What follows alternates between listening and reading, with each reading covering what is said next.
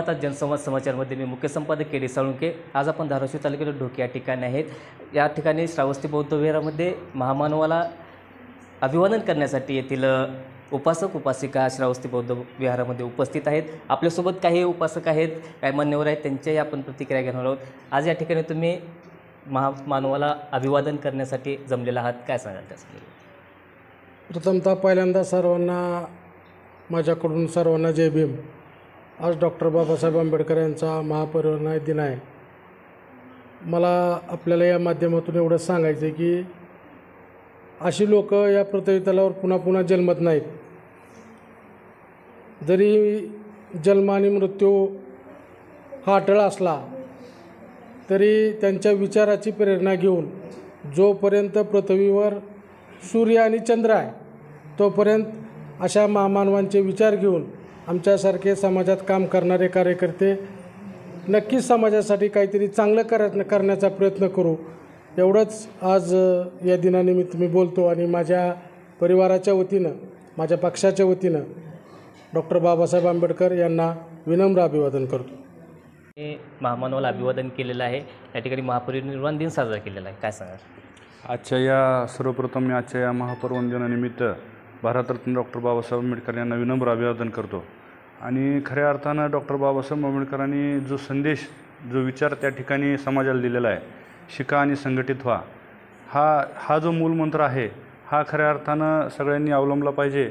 शिक्षणाशिवाय आपली प्रगती होणार नाही, शिक्षणाशिवाय आपली सुधारणा होणार नाही, ही सगळ्यांनी लक्षात घेऊन या दृष्टीनं त्या शिक्षणाच्या प्रवाहात येणं हे गरजेचं आहे.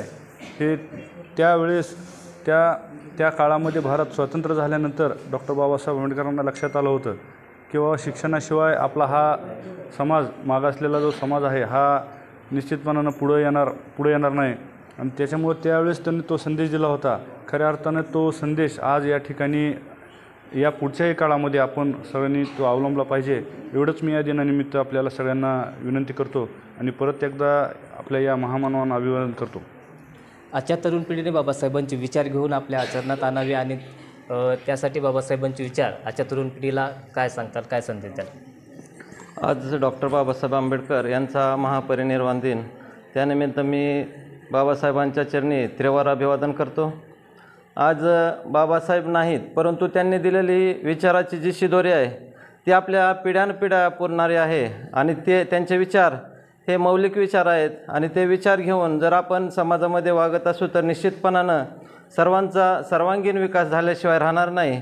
या महापरिनिर्वाण दिनानिमित्त आपण सर्वांनी हे लक्षात घेतलं पाहिजे की असे महापुरुष पुन्हा पुन्हा जन्माला येऊन आपलं परिवर्तन करणार नाहीत, परंतु त्यांचे विचार आपण घेऊन कायम स्मरणात ठेवून आपण आपली पुढची वाटचाल करावी. या निमित्त मी सर्वांना हीच विनंती करतो आणि बाबासाहेबांच्या चरणी पुन्हा एकदा नतमस्तक होतो. जय भीम.